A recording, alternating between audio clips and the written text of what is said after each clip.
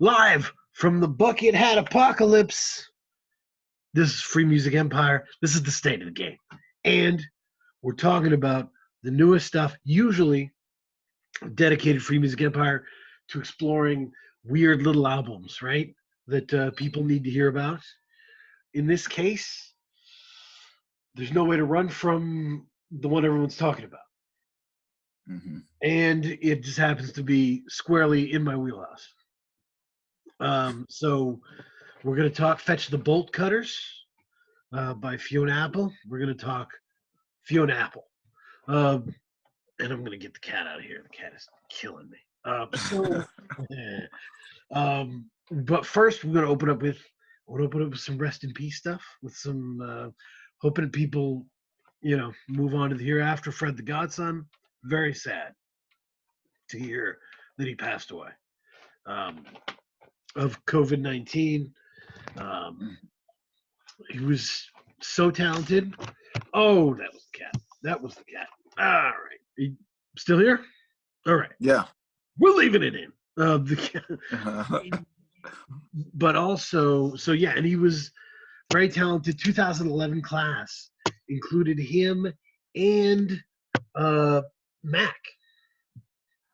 Oh, man. So we lost two. Kendrick Lamar was in that class, so everybody be careful.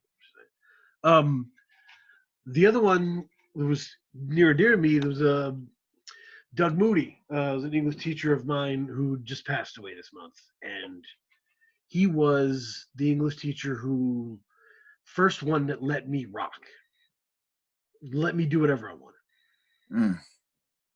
He identified something about me and just let me push it as far as I wanted to push it. Wow. And it was the first time that I had the green light. There's stuff if I wrote in that class today, they would have brought in counselors, and they would have I would have been quarantined. Like it would have been. We had to read a poem in front of the class. Okay. A poem about killing birds, and I threw paper around as part of the performance. I was like really into exploring what can I do here, and I didn't testing your limits. Yeah. I didn't believe any of it. I just really interested in what I could do, and I think back on the stuff he let me do. It was unbelievable, and it helped me grow. Absolutely. Yeah. So it sometimes it's not always the English teacher who sits you down and does the Robin Williams from Good Will Hunting shit. Sometimes just the guy who's just very quiet to himself and just has faith in you. Yeah. And lets you take the shots. So I will forever be in his debt. Recommendation corner, trying to get all this stuff out of the way before we Fiona out. Recommendation corner, because not everyone else makes it the whole way. Angelic Hoodrat by Kenny Mason. It's fantastic. It's from Atlanta. It's evolutionary in terms of one of the things about rap music. One of the things I love about rap music is that the kids reject everything. Right? The kids come in and they don't care about any of the restrictions you think about. That's a good point. So Kenny Mason doesn't spend any time thinking through how much he should sing, how much he should rap, what the balance should be. He swims into whatever he wants to do. Angelic Hoodrat. Yeah, it's incredible. It's really revolutionary. The other one, let's bring up the chat here. The other one is She Already Decided by Smino. Oh, Smino came out. But it's a mixtape. It's a mixtape. It's not even on streaming services. You have to go to smetransfer.com and give him your email and let him send you newsletters, which I'll always do that. So Smino, as we know, he had one of the best The World Understands You albums, right? Black Swan was like a real thing, and it hooked Hmm. everyone. It was amazing. Hmm. Um, and his follow up was not that way. It felt off. Hmm. Noir, right? Um, I was very excited for it. It just wasn't there. This one is very loose. It's other people's beats. It's him messing around, Okay. and I'm really into it. It's a nice reset. Um, it it begs the question, like, is this guy part of the Saba No Name clique, or is he the T-Pain of the clique? You know, because you'll still catch some weird lines here and there. I'll But have to yes, check that out. fetch the bolt cutters. What were your impressions? Um, so I've listened to it about 3 times now, and it's just, I mean, every time I listen to it, I draw something new from it. To be honest, like the first time I listened to it, it wasn't it wasn't something I comprehended from the gate. Mm-hmm. Uh, I listened to it and it didn't really like grasp me like that. So I listened to it and then I gave it a couple of days and then I listened to it again. And on that second listen, that's when it really hit me how good this album was. It's very strange. It's like originally I was entirely enchanted by the first part of the album, the first half, Hmm. and as I've listened to it more and more, um, God, I just fell in love with the end. Yes. Oh, I mean It's just really impressive. It's a really impressive group of songs absolutely. to have all stacked up like that. When Hmm. you're talking about Heavy Balloon, Oh, Cosmonauts, For Her, On I Go, like it's I mean, it's impressive. Drum set. I mean, it just one of the tests of a great album, of an album that you think is the best album of the year, one of the tests is stop listening to your favorite song. Period. Stop doing it. yep. Pick the songs that it's not that you don't like them, you don't remember them that well, Hmm. and just listen to those more often. Go to those first. Yeah. And the more you do that, the more you'll discover how much you love those songs, Mm. and how impressive they are. And it grows the love for the rest of it. You come back to your favorites and you're like, wow, man, those on top of that, like it really gives you a chance to, kind of season the album in different places. Yeah. That's a good way to put it. Yeah. So, but yeah, it's been an incredible journey as a Fiona Apple fan. Oh And I man. feel like younger people might not fully understand how insane this all was. And saying what was? The journey, the whole Oh journey yeah. from the beginning. Yep. The For years I was a private Fiona Apple fan. Like you had to Hmm. get to know me for me to tell you that, Hmm. because it wasn't safe, right? I mean, I can agree. I remember when Criminal came out. Because I remember the video came out, like Criminal came out in '96, and I never like Criminal came out in '96. I was probably maybe 9, 10, and that video was like unsettling. So I never connected with it. Like Right. I'd heard the song and I know about it, but it didn't. I'd never connected with her as an artist until, I mean, relatively recently. I would probably say around 2009 or 2010 is when I got back Mm. into her and started to appreciate what she was really about. Yeah, I mean, and I just wanted to look back at it all because it's really crazy if you do. I think the biggest comp for like the the hatred and the misplaced hatred is probably LeBron or somebody like that. Hmm. Um, Okay. at the height of the LeBron hatred, I had friends that were, people of color texting me who weren't sports fans at all and were saying, I don't like this. Mm-hmm. This is getting bad. Mm-hmm. Uh, and I that's kind of what it was like, because the crimes she was guilty of were just minor. I want to go to the famous MTV Music Awards speech, Mm-hmm. and really, I want to read the text of that, and you can see how this is just not a thing, not that big a deal. Kanye Yeah. does this on his off day.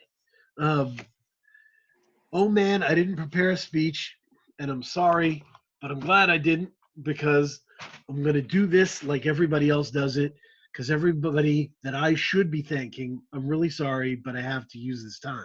See, Maya Angelou said that we as human beings at our best can only create opportunities.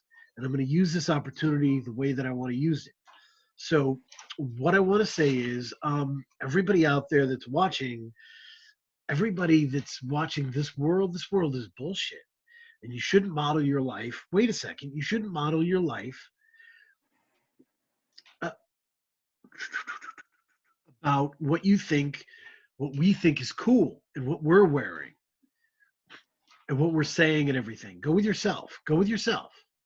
And there's just a few people that I want to say something to. I want to say, Mama, I love you. I'm so glad that we're becoming friends. Amber, you're my sister. You're my best friend. Andrew Slater, no one else could have produced this album, and no one else did. Um, and it's just stupid that I'm in this world, but you're all very cool to me. So thank you very much. And I'm sorry that all the people that I didn't thank, but man, it's good. Bye. That's it. Whole thing. And I think the key thing to remember about this is she was 19 years old when she said this. Right. Oh. Right. And do you know the story, the mythology behind her being discovered? Didn't like her friend, like she wasn't even looking to be discovered. Her friend had a mixtape of hers. A friend had a mixtape of hers and was babysitting for an important producer. Wow. I know. And Wow. handed her, what is it? Is it Nowhere? It's on Tidal. The Nowhere is a Promise. Never is a Promise. That's right.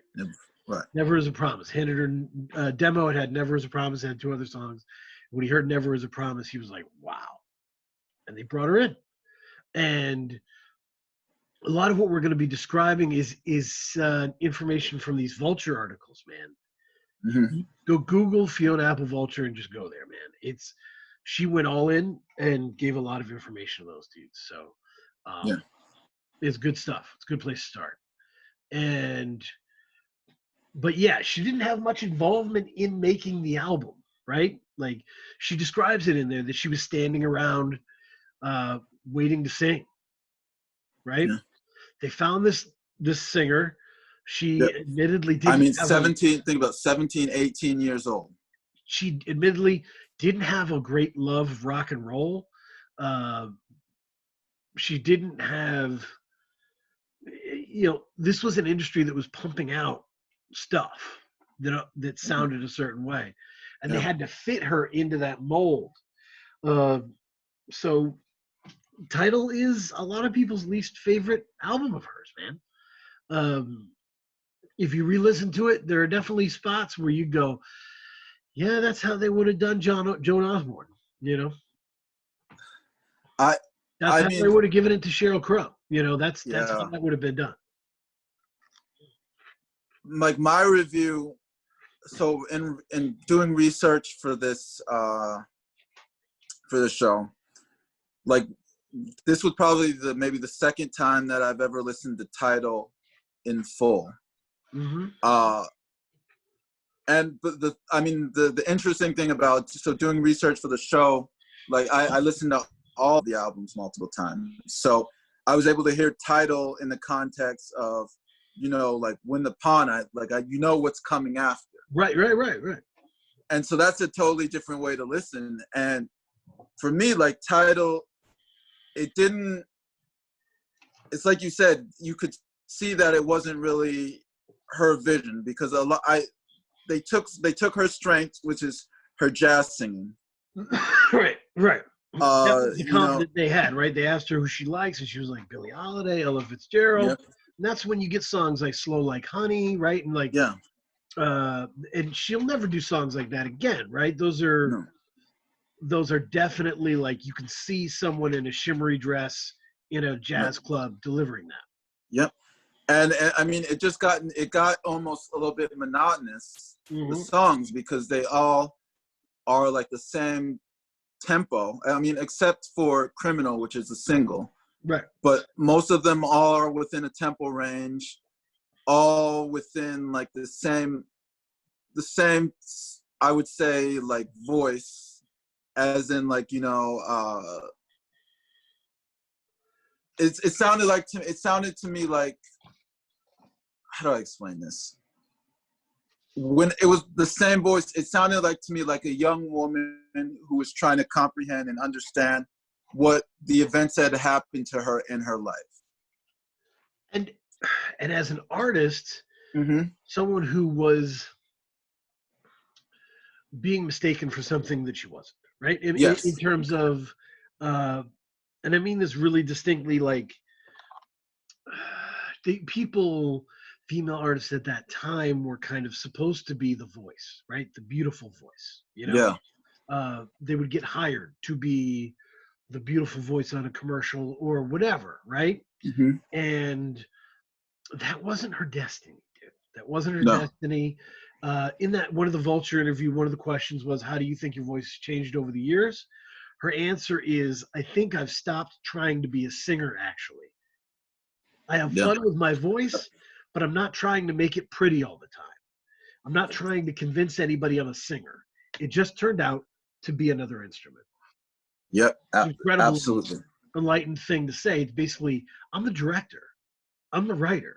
Like, I'm the composer. I'm doing a lot here.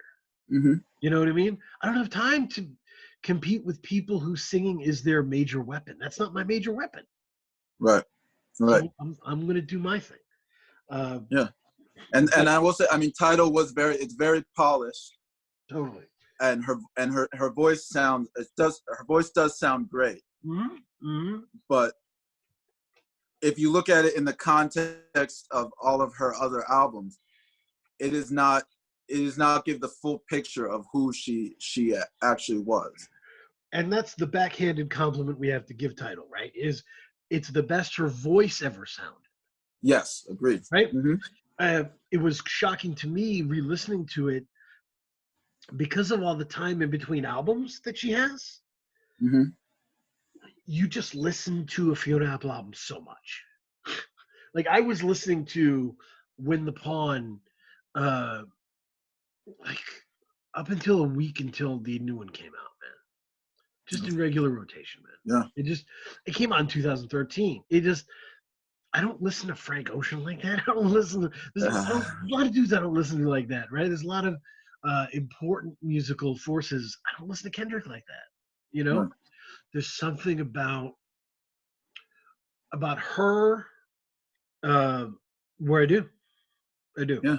And there's not, on all of her albums, there's not a lot of fat. And you know, some great albums, they have, most of them are lean, but there's a little bit of fat. Just a couple songs that maybe didn't need to be there, but they need to fill out the track listing a little bit to explain, this artist was, they were gone for 5 or 6 years, 3 or 4 years, whatever. This is what they've been working on, So what I liked about Tidal, and what I'll say is, I mean, there wasn't a lot of fat. It was very, very quick listen. Mm-hmm. So that, and I mean, and that's why you repeat it. Like you can hear it. Like your relationship to 10 songs is a lot different than your relationship to 15, 13, 14 songs. You know what I mean? Yeah. I mean, it's so I want to go back to, I found some fun stuff Okay. from 1997 that is like interesting descriptions. These are all dudes, right? Doing profiles on her. Oh gosh. Interesting language. I mean, it basically, there's a spin profile the fall she came out that described her as a sexy, temperamental teenager, the kind of arty, ravished girl you knew in junior high, uh, What? who who wrote poems in all lowercase letters. It's very unsettling. So that's the kind of press that she was getting. Uh, there's like insane stuff here, and it's not all from '97, man. It goes on and on. Uh, I think someone told me that like basically the people who were like mad at Fiona Apple in '97, they just kind of lost over time. They just lost, and that all we've been left with is how talented this person is. All their Absolutely. nonsense is gone. Um, so, also from that spin profile, in the current age of post-feminism, oh no, sorry, post-feminism, guys who were put off by Madonna's stridency are swarming back to the lure of more complicated and seemingly vulnerable girl icons like Kate Moss or Fiona Apple. That's why her apparent vulnerability makes some enlightened sorts nervous.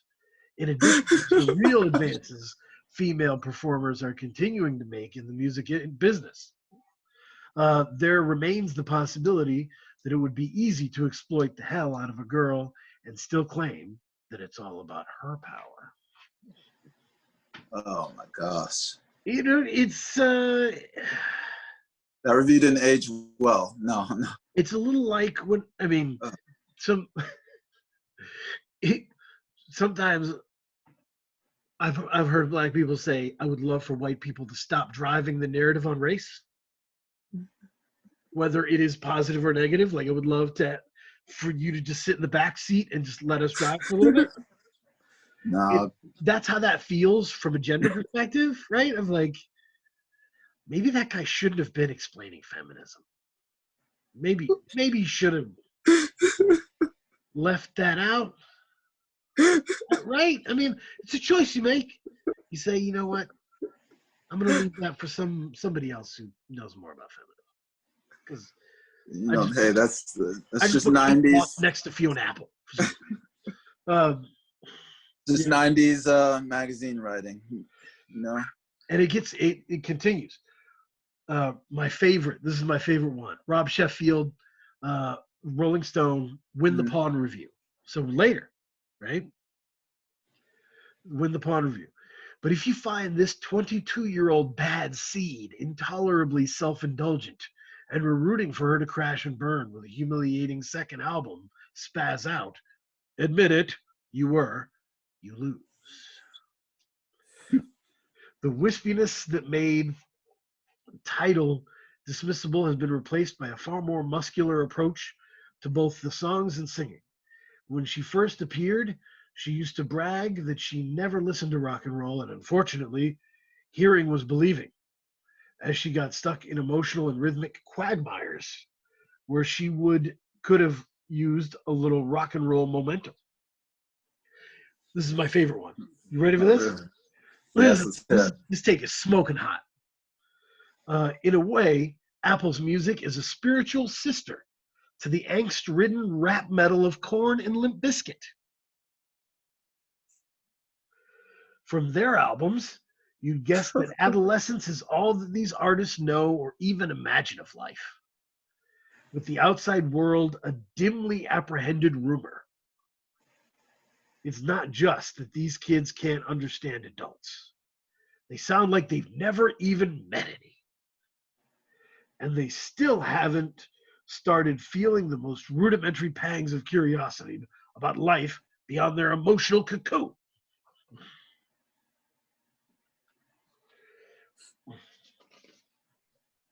It's It's dumb, right? But it's well written. Said. It's well written. There's a lot of really cool, dimly apprehended rumor, really cool phrases, but it's really dumb. But it's important. It's important because if you read the Vulture piece, Fiona Apple says, I grew up in therapy. My parents put me in therapy from a very young age. I was very used to, because I think she said she wrote Never as a Promise, like after therapy and gave it to her parents. Mm-hmm. She used this for introspection. She used this to figure herself out mentally. Absolutely. And why was that so weird? Why was that so bad? What is? Be careful of people calling you self-centered. Should you be centered on? Should you be centered on you? Is that going to pay off? Is that good? I mean, you're critiquing a 16 or 17-year-old's work. You know what I mean? Like that's right. Yeah, that just feels icky. She didn't have a world perspective enough. You know what I mean? You have that grizzled John McCain understanding of things, but it's a weird thing to put on people. But it's important. I mean, the muscular sound of Win the Pawn is important to talk about. Win the Pawn is the second album. Yep. It is the first new Fiona that we get, right? There's a couple. There's two new Fionas, right? This is the first. Because John Brion comes in, and he gives her a new sound.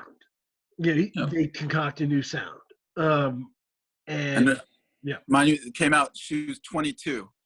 That's something. That's another thing that I actually did.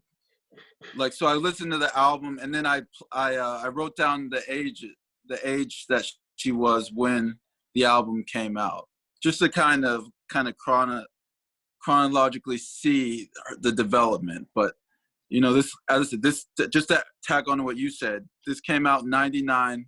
She was 22 years old. Right. Which is just something to have in the back of your head when you're listening. Like if you listen to the album with the context of how old she is as well, it helps give it another. So if you weren't there, layer. if you weren't there during this time, you can easily think, what did she do to all these people? Right? I mean, she went to an award show. Mm-hmm. She said not to judge yourself based on these people. Right? Yeah. And to make your own decisions and find your own way to your happiness. And she was vilified for it. Yeah. And they labeled her, and that's been a label. I mean, that's stuck with her since 96, 97. Like when you talk, I mean, to the casual person who doesn't know her music, that's probably, I'm guessing that's the number one thing that they remember about her. It really, K Diggy, it really stresses me out how seriously people react to award shows. It stresses me out. I mean, I just want to tell you, there's like who's the skinny guy with the nose there? He let's be more specific. He was at an award show. He's a fine actor. Adrian Brody. Oh, okay. Yes. Yep. I know things. He was at an award show and he grabbed a really important starlet and just deep kissed her when it didn't seem Halle Berry. What was going on. And everybody was like, that's really cool. We like that. But like Anne Hathaway accepts an award and she wants it. She wanted it too much. And now we hate it. I don't know, man. I don't know. I don't like a lot of this. It stresses me out. It really does. It's all a pageant. You know what I mean? It's like don't do anything to Taylor Swift, bro. Don't even go that way. Don't do anything. Some of these people have like intense fan bases, and they will come for you for the rest of your life. Yeah. Stay away from these cats. Yeah. What did Seinfeld said? Somebody said, oh, Camille Nanjiani had a great clip. He was like, he went up to Seinfeld and he said, I don't know what to do with these award shows. They're free. I mean, I don't know what to do. And he said, look, put one hand in your pocket and smile. Yeah. That's what Tom Hanks does. And everyone loves Tom Hanks. Straight up. And you get it, just put the one pocket and one hand in your pocket and smile. That's it. Get through it. But yeah, it's terrible how much we judge that stuff. But how would you describe Win the Pawn as a difference? What I'll say is, yes, you can with John Brion, the sound definitely expanded. I mean, sonically, you can hear the expansion kind of into rock territory in a lot of ways. Mm-hmm. But the thing that stands out to me regarding this is it was the expansion of her voice. And we see a lot more, and we get introduced to how witty she is. We see a lot more wit in her lyrics. A lot more personality in that. That's a good point. You start to see different tempos, right? Yes. Yeah. Fast as you can. Yeah. And Get Gone. You start to use songs that are like different emotions, right? Very different emotions. Yes. And it's the beginning of what Brion, I think, brings to the table. Mm-hmm. As a boxing fan, I would describe it as sharp jabs that lead to hard body punches, right? The sharp jabs are the lush arrangements, right? Lush, beautiful arrangements that dizzy you as a listener, right? That you just fall into.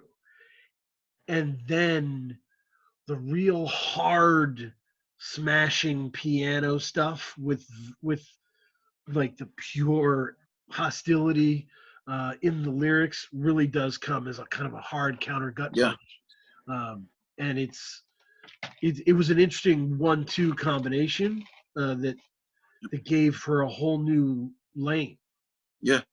And I mean, when I contrast it to Tidal, when I listen to them back to back, you know, Tidal, I feel like, I mean, and I had to remind myself, this is like a 16, 17-year-old writing.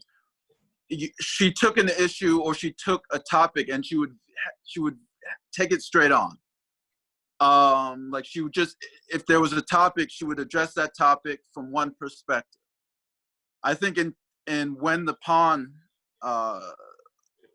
in this album, we start seeing her examining topics from different angles and giving us different perspectives of it. You know, I mean, the song, I think, probably my favorite song from her period, Paper Bag. Oh, okay. I mean, that's just a brilliant song. It is the first album. The Paper Bag's a glorious example, right? Mm-hmm. Shamika's a great example from this one, right? Mm-hmm. She writes songs about things no one writes songs about. Yep. And that's something you can't take away from her. Mm-hmm. It's why I bristle at kind of cheap comparisons. I follow some music critics, and they were on there talking about, man, now that there's been a Fiona Apple renaissance, there's going to be a Regina Spektor renaissance.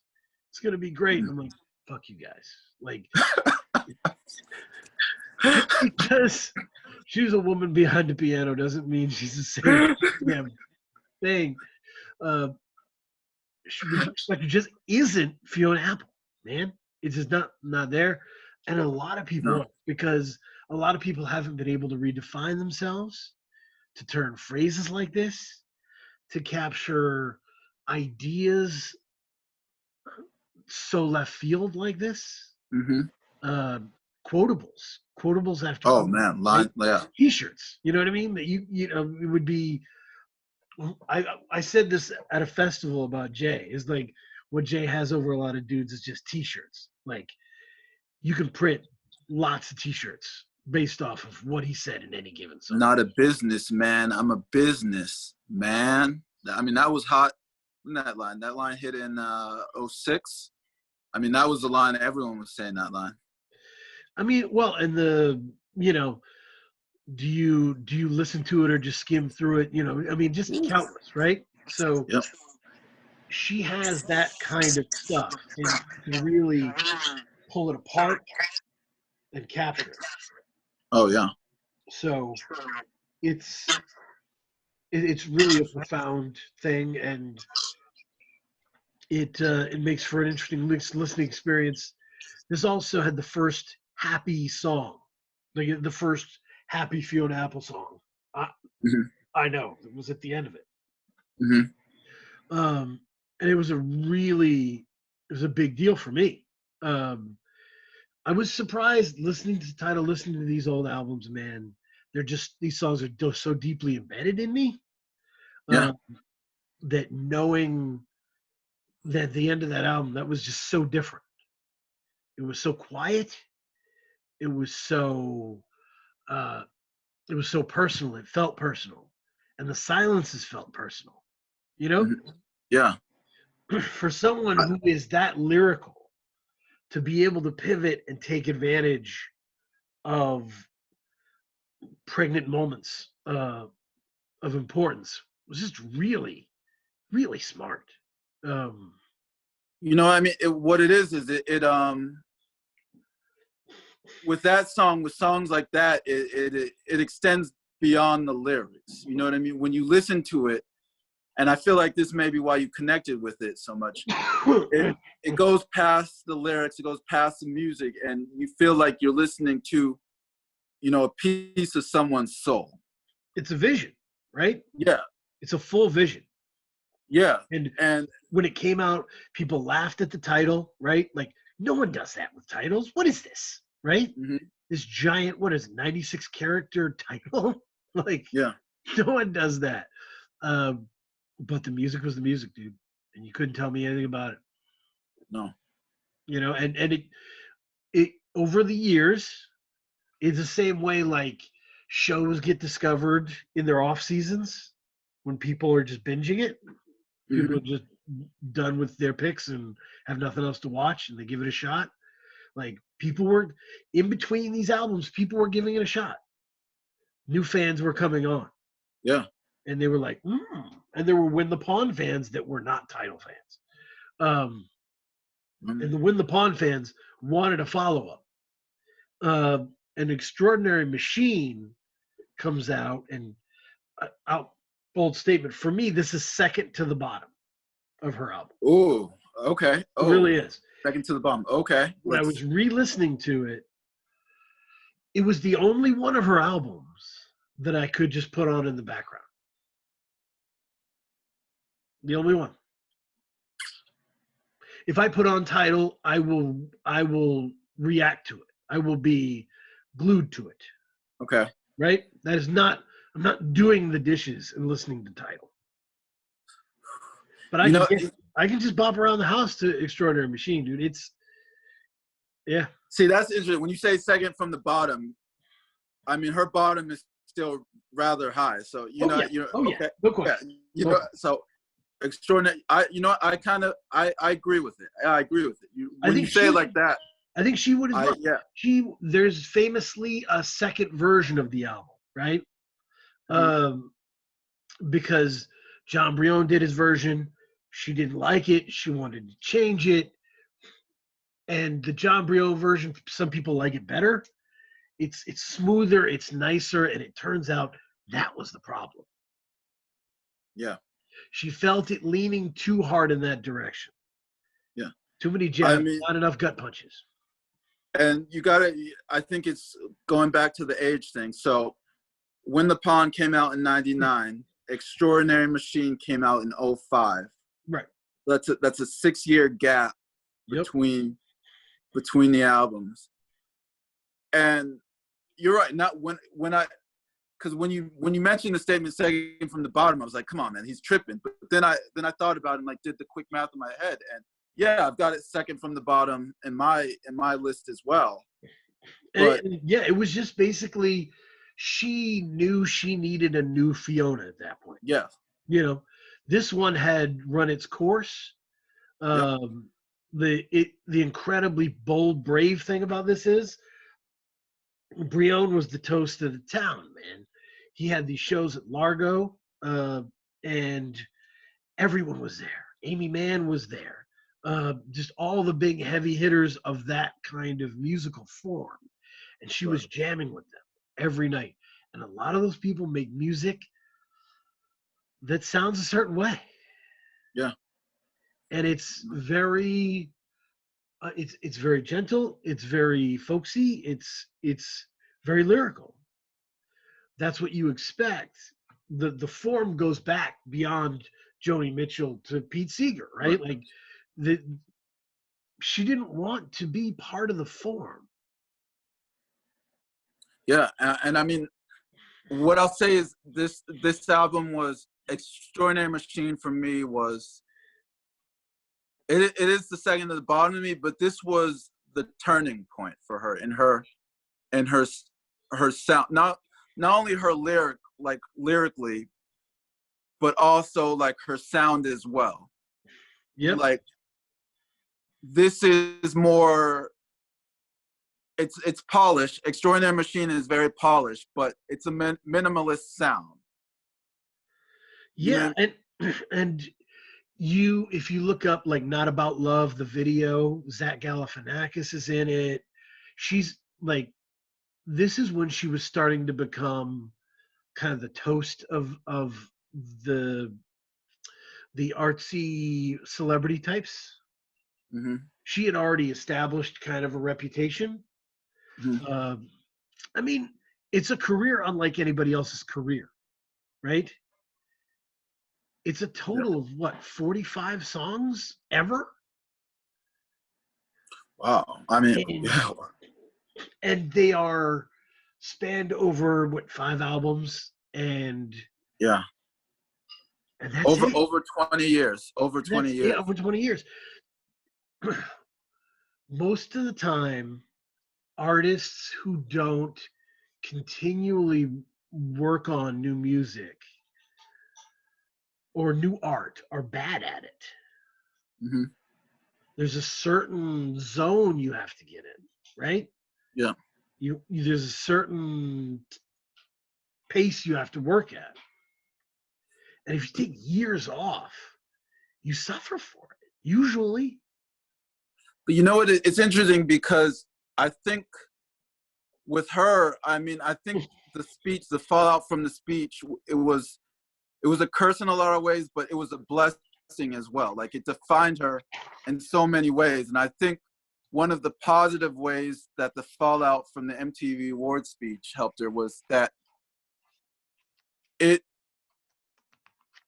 the it kind of freed her from the expectations of others, Yep. of particularly of critics. Like she became immune to the critics. Like if you could see that very quickly, like her focus shifted on from, you know, getting sales and being this critical darling to just making music that she would enjoy.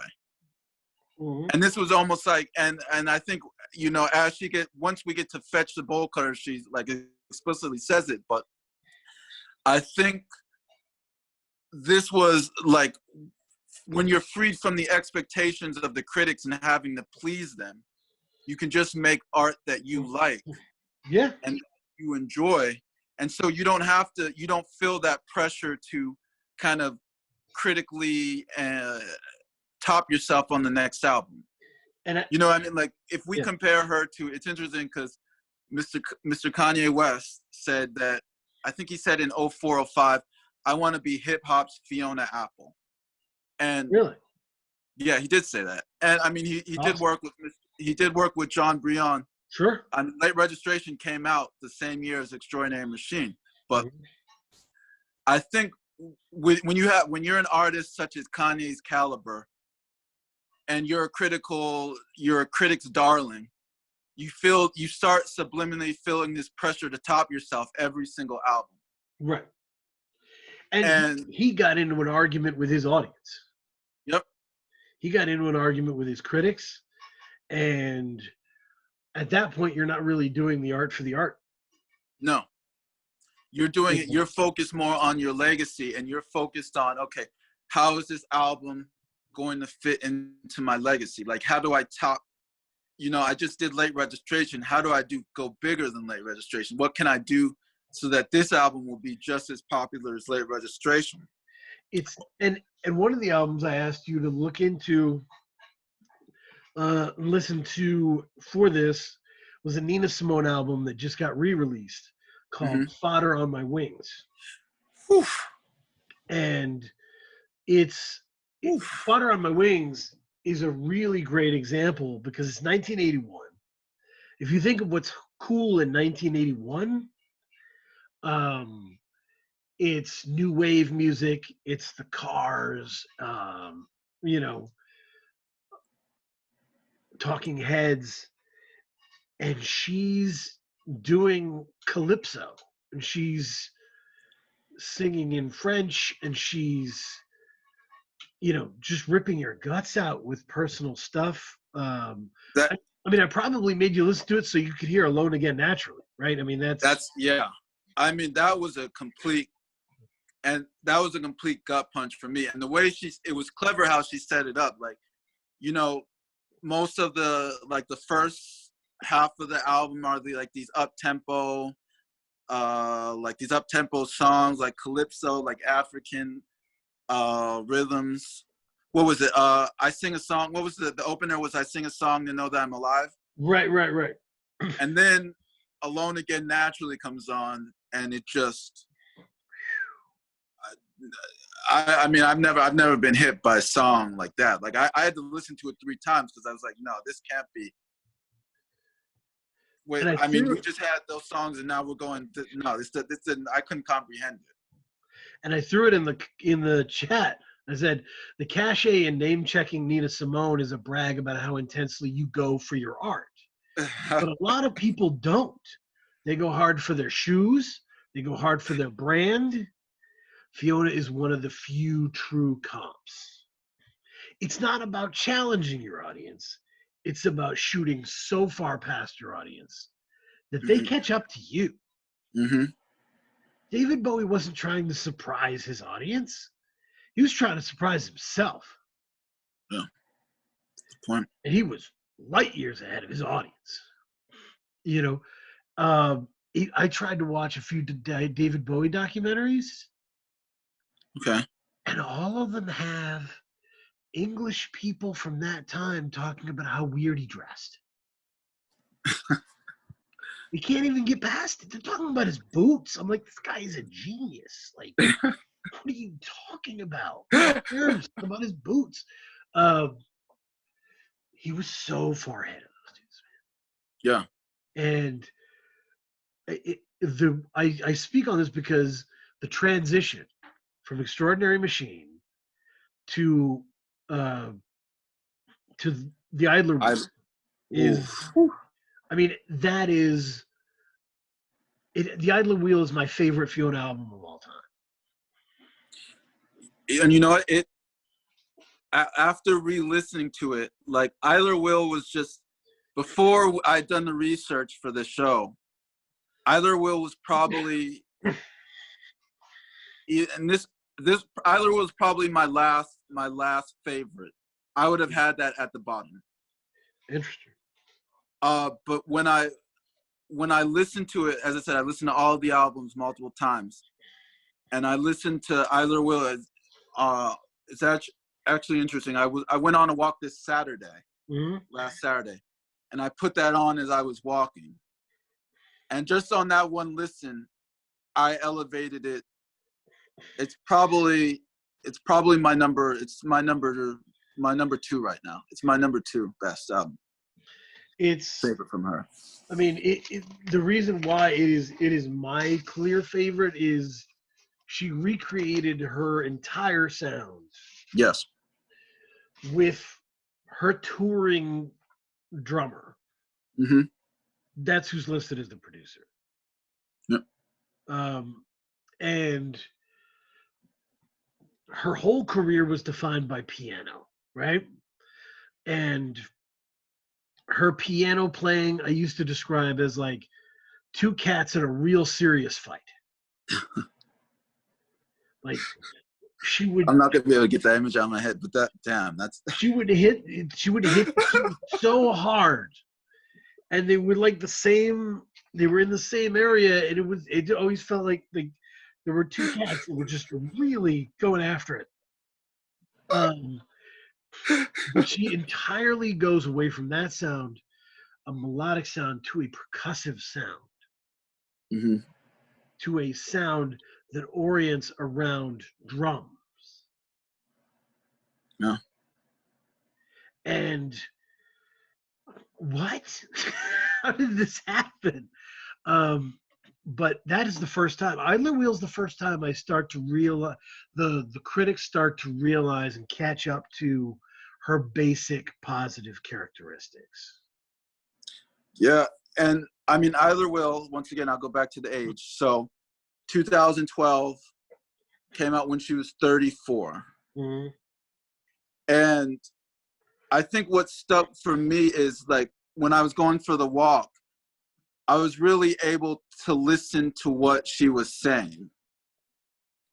And because I had been listening to the other albums, I was able to listen to her voice and listen to her lyrics, and then compare it to the image that she had presented on her other albums, the other voice. Like when I listened to Idler, like I compared it to the Fiona that I heard on When the Pawn or Title.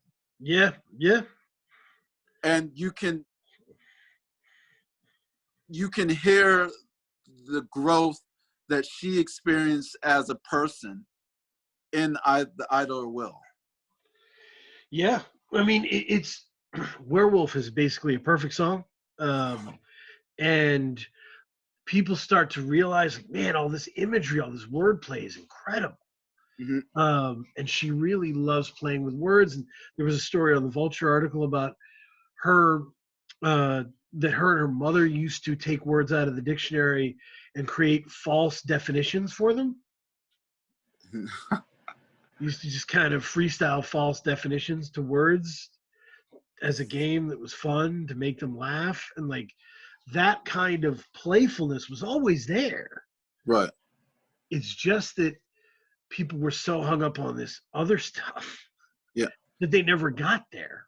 And Werewolf was very strong. That's probably, to me, that's the crown jewel of that album.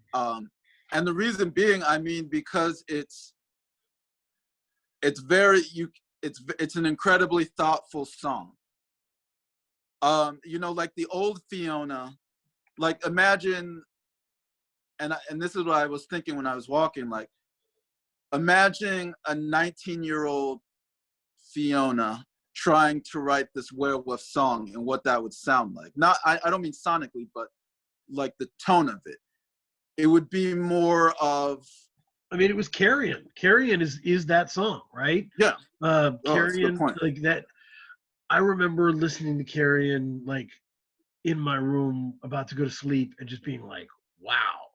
Like I didn't even know what Carrion was. Mm-hmm. I looked it up, you know? And the Carrion of a Murdered Prey. You're like, who would use this language, right? Right.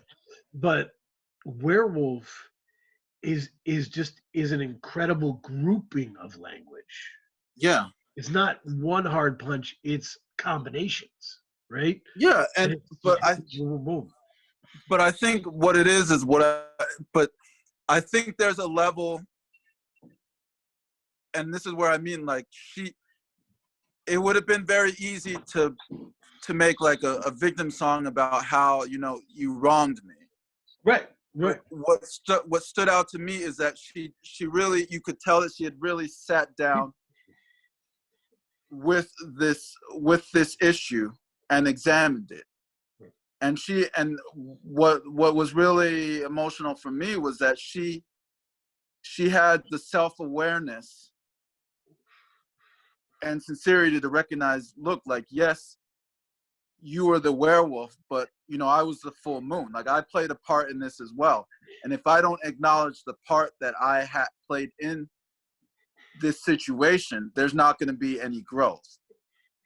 And that level of self-awareness and thoughtfulness and being able to communicate that is something that not a lot of artists have. Not a lot of artists would have been able to make this werewolf song. So that playfulness, that engine, right? That loves that playing with words. The advantage she takes with the time off is that she feeds her brain all this weird stuff, man. She was on a long time ago. She was on Mark Maron's WTF podcast. Very interesting interview. And she said that, because he's like, what do you do with all this time off? And she said, I don't know, sometimes I go off and I'll study birds for years. And he's like, what? You know, like, but think about Heavy Balloon of Fetch the Bolt Cutters, man. When she says, I spread like strawberries, I climb like peas and beans. She says it like angrily, and it's insane. And she explained it. She said, I got that out of a children's gardening book. Because strawberries are rhizomes, so they grow in this network. She's my hero, man. And peas and beans, they climb up. And I'm like, why were you reading the children's gardening book? She takes her time. She learns about the world. She explores the world, and she leverages it. Yep. She leverages it. She feeds her brain until she has shit to say. Yes. Yep. So you can feed on her. You can feed on what she has given you. It's a feast. When she comes by, it's a feast. Yeah. You know, it's not an appetizer, man. And you know that it was thoughtful. Like it's not fast food. You know that she took her time in preparing the meal. It feels, and that's the thing, like, because I compared her, like, if you listen to Isla Will, a lot of artists try to go, and I had to bring up Kanye, because I mean he's always on my mind, I guess. But always on your mind. But I compared it to, you heard Yeezus, right? Yep. Regrettably. One of the things about Yeezus, I guess you could say selling points that they were trying to sell was like, you know, this was Kanye did this album in a couple of weeks. Like he wanted it to be raw and he wanted it to be rock and roll. And he wanted it to be jagged. And that's why it's not polished, because he wanted it to be jagged. Like you're trying to go for emotion, you know, and that's what his emphasis was, not on lyrics. But when I think about Isla Will, like, I feel like Fiona was going for the same thing, but she actually was thoughtful about it. She wasn't limited to what was going on. He was limited. Yeah. He wanted it to be raw because he wanted it to sound like drill. Yeah. He brought in King Louis because he wanted to sound like King Louis. Yeah. He just knows you don't know King Louis, so he can get away with it. Right? Like Young Chop, don't worry about him. Like Fiona wasn't biting. She just let the dog in the background go. You know, she let the kids walk by the window and let that be part of the song. She wanted to be free, and John Brion freed her of the system that gave title, but she wanted to be free of that mentorship, to be honest. Yeah. And you can see it. You can see the development, man. It's so playful. Let's go to Fetch the Bolt Cutters. Fetch the Bolt Cutters, how I would describe it is the cooler older sister of the album that I'm in love with. Right? Okay. I'm going to vibe with Fetch the Bolt Cutters for the rest of my life. Right? I'm going to be at family functions with Fetch the Bolt Cutters and Idle Wheel, and we're going to be all hanging out. It's going to be great. And Fetch the Bolt Cutters is going to have the best jokes and real great perspective. But man, there's something about the pain and left alone that I gotta have. There's something about the rolling like Hitchcock soundtrack drums in Hot Knife that are just for me. That's just for me. That's always going to be for me. But I'm really proud of Fetch the Bolt Cutters. I'm really proud of her Hmm. because she put this together, and there's so many moments where in the middle of important songs she just starts having fun. Like Yeah. ladies. It's Ladies, a ladies, it's a really ladies. important song, and if you read the lyrics, it's really about you know the journey and you know what she said during the interviews about it. If I try to get in touch with somebody and talk through things and they won't talk to me, then sorry, I got to write a song. Uh, the song "Ladies" it wasn't just feminism. She just says I like the word "ladies." And then it just Ladies, got to be ladies. really fun to say it in different ways. Yeah. She just started playfully saying "ladies, ladies, ladies," and you could hear her smiling, man. Yeah. You know, Ladies. um, it's just such a cool. This is how grown-ups talk, right? Like you mix it all together, right? We're Mhm. talking about serious stuff, but we laugh, right? Like, Right. um, it's it is definitely her most grown-up album. I agree. I mean, she's 42. So this, once again, so there's an 8-year gap between Idler Will came out in 2012 and this. So, so 30 going from 34 to 42.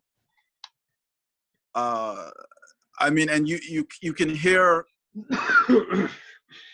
the growth. Like you said, this is so she's found like the perfect mix. She's found like the sweet spot between the seriousness, but yet at the same time this playfulness. This taking, like, she takes life seriously, but she doesn't take it seriously at the same time.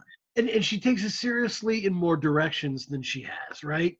Uh, Yes. dr- Drum set, as an example, is about like her getting in a fight with her band, and her band members take the drum set away, and she's ruminating in her feelings about it. Hmm. But it's a very restrained song. If she had been doing that song in '04, it would have been Vengeance, Right. and she probably wouldn't have released it. But it this one is it's just a very mature discussion of how that felt. And Shamika, as an example, when I first heard Shamika, I said, "There's no other Fiona could have written this song. Right. The No. song isn't just about the people who ignored her and treated her badly. It's about the people that didn't too." Right. Exactly. Exactly. And And she to be able to handle both sides of that, that's yep. I don't know that she would have ever been able to do that. That's what I'm saying. She had, you could see that she started to view things. It's very thoughtful. Like she really sits down with something and examines it from all sides. And she's not going to give you, like, her songs are very, it's like a prism. Like, depending on what angle you look at it from is the color that you're going to see, the color of light you'll see. And the angle, like the perspective and the angle that you look at the prism. And that's with a lot of these songs. Like, you can look at it from a certain angle and see something, and then you could Right. change up the angle and then see a completely different song. Yeah. I mean, but at the heart of all the songs are super identifiable hooks and themes. Yep. You don't get lost ever No. in the album, which I think is the reason it's getting such universal acclaim. Is these songs are jammable, and they have identifiable hooks and spaces where you have fun and it feels very organized. Yeah. I mean, if you look at, let me ask you a question. Is Fiona Apple a pop artist? Um, I don't think so. I mean, so as an example, uh, her first week on the charts just got released. The Baby was number one, right? Number one in streaming, 126K. She was number four, 44K. But she was number one in physical copies purchased. Okay. She runs a cult. You can say that um you can say that like it's because her audience is older, right? Older Right. people that go back to 97 who buy physical copies and stuff. That's valid. Mm-hmm. There are also vinyl people who love tastemaker kind of stuff, artsy stuff. Um, there's also just a sense that these people, they're diehards, man. They're Yeah. diehards. Like Yeah. you told me she was releasing an album, and I said I'm already there. Yeah. You know what I mean? Like I'm Yeah. there. I'm purchased. Done. It's and this is why I sent you the recommendations to listen to some Nina Simone because I was listening to Nina Simone and I said to myself, once you have Nina Simone in your life, you never get her out. Wow. Good. Yeah. You never I shake her. can't disagree. You I never can't shake disagree her. with that. You just find yourself in different parts of the Nina Simone catalog, uh, but she's always with you, Mm-hmm. and that's what being a Fiona Apple fan is like. Yeah. So Yeah. it doesn't have anything to do with the charts or any of that stuff, and she never even allows it to. She's too shy. She's not built for Mm. that. What is the most important part of Fetch the Bolt Cutters? And what do you mean by part? So let me give you mine. Okay. In my opinion, the most important part of Fetch the Bolt Cutters is midway through the song For Her. Okay.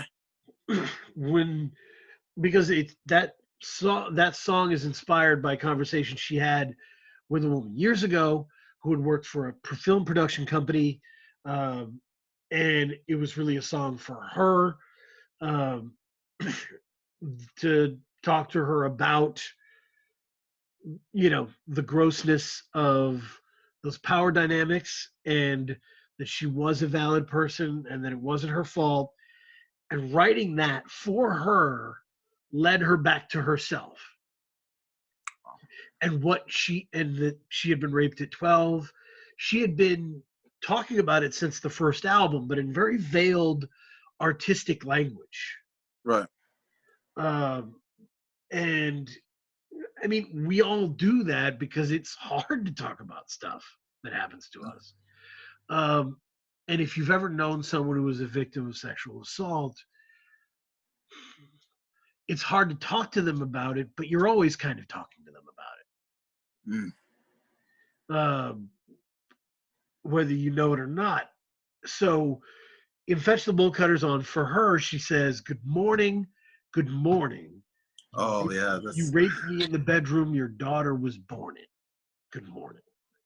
And if you listen, you can hear a pause. You can hear a deep breath before that is delivered. Uh, That is standing up at the AA meeting and being like, "Hi," you know. And it takes guts. It takes real guts. uh, And it's not like I'm, I'm proud of the verse involved. As someone who's followed her through her career, I'm proud that she got that off her chest like that. so like explicitly. Yeah. I I mean, you're proud of the fact, and you're proud of the fact that not only that she did, but that she could. that her development as a person, you know, had allowed her to have that power to be able to sing that line. Yep. Yeah, being yelled that line to deliver it, to talk to that individual in a way she had never allowed herself to before. Wow. Well, I mean, when you gave me that context, I mean, that is a powerful moment. I mean, I think for me, the moment that the part that kind of stuck out for me was on Fetch the Bolt Cutters. She had, I think it's in like either the second or third verse, she has a line where she talks about like how she couldn't hear her own voice because it was drowned out by listening to the people that didn't know shit. Yeah. And that once she realized that she didn't know, that they didn't know shit and they didn't know what they were talking about, she was able to start hearing her own voice and start taking control of her own power. And it took this kind of despair that we're in, the kind of claustrophobic despair that we're living in right now, for people to really connect with her in the fact that she's not immature. She's never been silly. She's a mixture of really valid emotions that this world creates in you. Absolutely. And she is an incredibly powerful author who can put you there. Mm-hmm. She can put you in the moment. And that is why her breakup songs are better. You know what I mean? Yeah. They're just better. And yeah, so it's, I mean, Cosmonauts is one of my favorite things. Apparently the story is that she was like, that Judd Apatow wanted her to write a song for This Is 40 that was about like everlasting love. Mm-hmm. And Cosmonauts comes out and it's about arguing, and the whole cosmonauts metaphor is about we'll be like cosmonauts except with even more gravity than we had before. So we won't have any ground to step on, but we'll have even more gravity. And that's how this relationship's probably going to feel. Yeah. It's one of the coolest disses on long-term relationships I've ever heard. Yo. I'm like, yo, that's a burn. I've been married for a long time, but good one. That's a good one. There are some people I will ride for until I can't anymore physically. Fiona Apple, Janet Jackson, like there are people who they were so good at capturing emotions. Yeah. Whether it be joy, whether it be anger, whatever. That it was like clearing out your sinuses, man. Yeah. And burned it out. I mean, it's phenomenal because it's almost like you're right. That is one of her gifts. I mean, she can view something, but she can be attached to the emotion, but detached from it in a way that we're able to examine it, like give us a fresh perspective on it. Right. Like I go back to the Werewolf song, like you could tell that she was attached to that feeling. And this was an interesting line because I read an article where she talked about, you know, one of the lines she said she has, I mean, I wish I had written some of these songs when I was less angry, because every time I perform the song, it puts me right back into that space. And that's what the article I posted on Free Music Empire was about. Yeah. How glorious it was to be at a live show and see her back in that moment, be back in that moment with her, and have someone spoil it and have us both be just as unhappy about it. Yeah.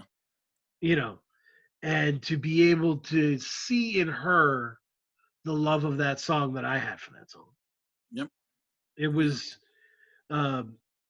somebody who walks it like she talks it, man. Yes, the sincerity. And that's the connection for me. That's the connection that Fiona Apple and Nina have. That level of sincerity. Whenever they sing something or say something, I believe it. Right. And I can't say that for too many artists. So like a lot of artists, yes, they've written incredible songs, but I question their sincerity. Like sometimes it can seem contrived. But I've never heard of a Fiona Apple song and think, oh, that's a little trick that she's pulling in this song, or to try to get emotional reaction. Everything feels sincere to me and real. She's not a mixture of Regina Spektor and Annie DeFranco. She's a mixture of William Blake and Nina Simone. And you can go fuck yourself if you don't like it. That's it. You know, like she's I think I said in the article that she's the most important artistic gift my generation gave the world. She's 42. I'm 40. Yeah. And I mean, yeah, I mean, if you asked me who means more to me, Prince or Fiona Apple, I would answer Fiona Apple without question. And while fully understanding that technically, on a technical level, Prince is better, there's no question about it. Absolutely. I will not fight you. But Prince was a very distant man. Prince was, and that was by design. He was a man who went through a lot of childhood stuff, and he built walls around himself and just leveled into the music. He became the music.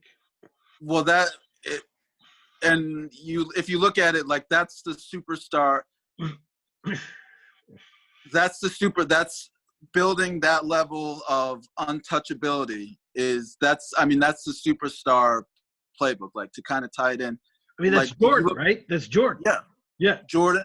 Yeah. You look at Jordan, Jackson, Michael Jackson, Prince, and they wanted to appear as almost inhuman. Yep. You know what I mean? Like, you look at Prince, you don't think of Prince as, for me, I don't think of Prince as a human. It's very hard for me to think of guys like Prince and Michael Jackson and Michael Jordan in like a human context. Yeah. Yeah. I mean, because he had those walls up and I was only ever seeing what he wanted me to see. Yes. Yep. There was always a distance, right? There's always a distance when you're watching the master work. Right. And Fiona Apple, there was never that distance. No. I listened to Sullen Girl again, and I was right there again. Mm-hmm. And it's the kind of connection that Tupac had with people, man. Yeah. I mean, it is very special when someone is brave enough to give themselves like that. Absolutely. Show their soul. Yeah. So, yeah, I mean, this is a discography album that is more important for her legacy than it is numbers wise or album of the year wise. You know, it'll all be fine. Travis Scott will come out with something and it'll be the best album of the year or whatever. That's fine. Right. And I mean, I feel like with some artists, and this is something I've thought about, like the great artists, you have to be able to see, because the one example that comes to my mind, I think of Jay-Z. I mean, Jay-Z came out 96 as well. it's very interesting to think about. They both, but with an artist, like, you want to be able to see their growth as a person through their music. Right. And I feel like with Fiona, like, she's 42 now, 19, so it's been 20 years, her life. We've seen her grow up as a person through her music. Yep. And there's not a lot of artists you can say that with. I feel like I can say that with Jay-Z. Like, a lot of Jay-Z, like, if you listen to a Jay-Z, if you listen to Reasonable Doubt, it's hard to believe that that's the same person that's rapping on 444. And that should be the case, right? Yes. If you Yes. haven't grown, like, why? Right? Like, Right. I always get confused when rappers have songs about not changing. Why are you not changing? Right. Right? Like, I mean, you know, I don't know, man. And I think what's going to be special about Fiona's career when it's done, I mean, who knows how many more albums that she has left. I don't think you're not going to be looking at her career as individual albums. You're going to be looking at it as one body of work. Like, I feel like all of the albums, like Tidal through, like, we'll just start now, Tidal through Fetch, to me, each album is like a chapter in a book. Mm-hmm. You know, the Fiona Apple autobiography, or Tell, or whatever, or Journey. Right. These are all chapters in one large body of work. I don't view them as individual books. That's fair. I mean, and the reason Idler Wheel is so special to me is because it came out of nowhere. I thought the Fiona Apple experience was done. I really did. I thought, okay, Extraordinary Machine kind of fell off a cliff. The Brion thing's over. She's chilling somewhere. It's done. Yeah. And I mean, when that came out, it was a shot of lightning. Mm-hmm. And